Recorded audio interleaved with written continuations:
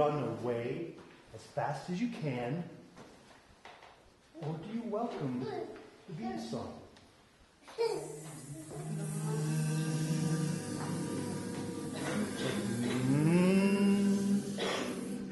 It's pretty.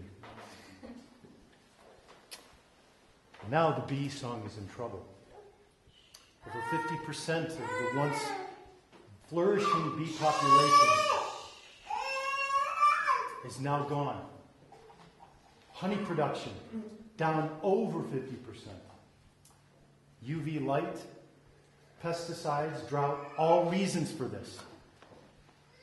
So I, like an expecting mother, was excited to pick up my beehive here in the valley.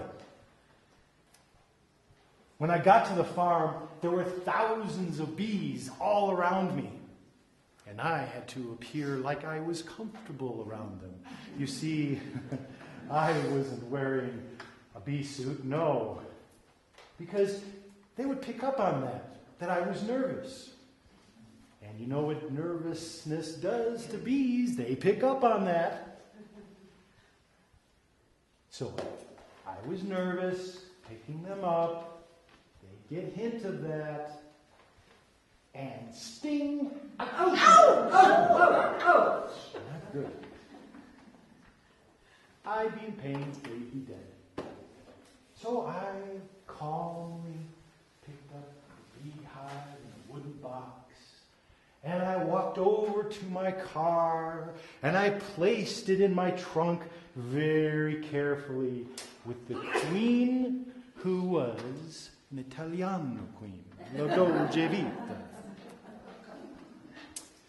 This queen was breeding a more gentle strain of hummingbee and honeybee. I was humming, and I was waiting for the moment to take them home when I shut the trunk.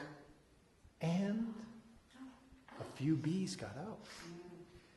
Or should I say a few dozen. And I had to think of something. What am I going to do? The bees are not going to be in with their hive. I will sing to them. That's what I'll do. I will hum. I will sing. That calming effect. You know, when you have a lullaby, it brings the energy back to the hive. That's what I was thinking. But on my way down, I had thought of another song. It was a Get the Bees Off Me song. Elvis, you ain't nothing but a hot dog. Crying all down. It was a kind of shake the bees off me if they get on me and want to sting. So I had to change gears. And as I watched the sun go down and waited in the car, I'd sing song after song. And eventually, they came back, to my surprise. Most of them anyway. But I yelled out the window, "All you bees that have not met the 6 p.m. train departure must follow me to Crestone and be with your queen."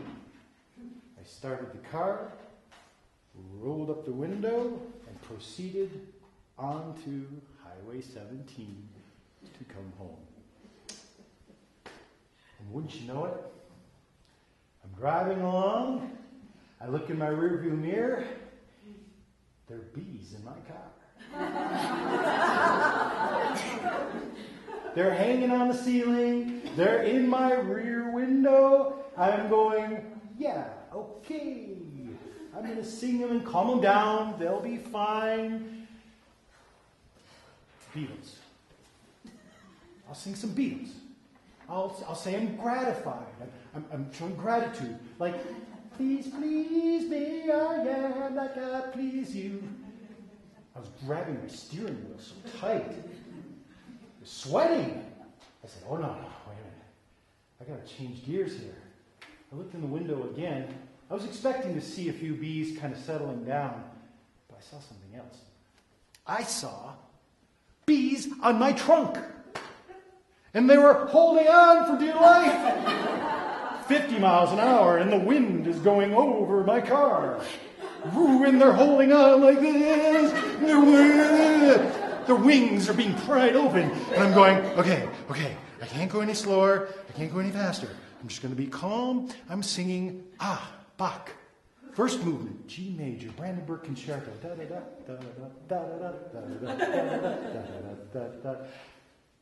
I thought it helped. Here comes a truck.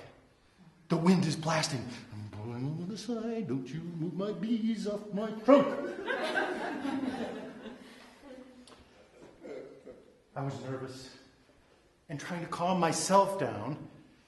If these bees got out of my trunk, out of my car, will I have a successful hive? But we did make it home. I finally got to Crestone. Half out of breath from not breathing. And the other time, of course, singing.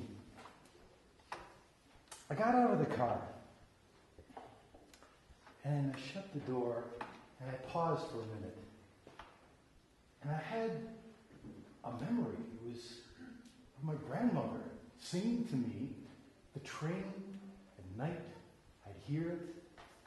And she would sing me the lullaby to put me to sleep.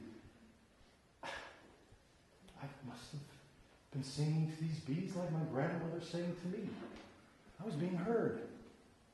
And they were buzzing quietly in my trunk. Their bee song. I was being heard. I was hearing them. I was happy. I was happy to have sung to the bees. And something came back to me.